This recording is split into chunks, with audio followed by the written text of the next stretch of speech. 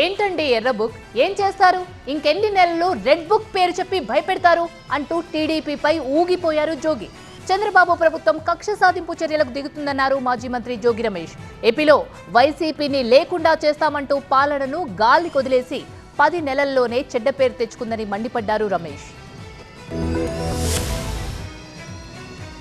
చంద్రబాబు ఇంటిపై దాడి కేసులో సిఐడి విచారణకు హాజరయ్యారు వైసీపీ నేత జోగి రమేష్. ఈ కేసులో మొత్తం 11 మంది విచారణకు హాజరయ్యారు. సిఐడి అధికారుల విచారణకు సహకరించారన్న మాజీ మంత్రి అధికారులు అడిగిన అన్ని ప్రశ్నలకు సమాధానం చెప్పానన్నారు.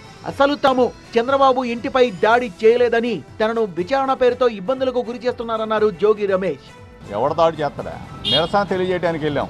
ఆ నిరసన తెలియజేసే క్రమంలో జరిగిన కార్యక్రమాన్ని ఈ రోజున చెలవల పొలవల దాకా తీసుకెళ్లారు.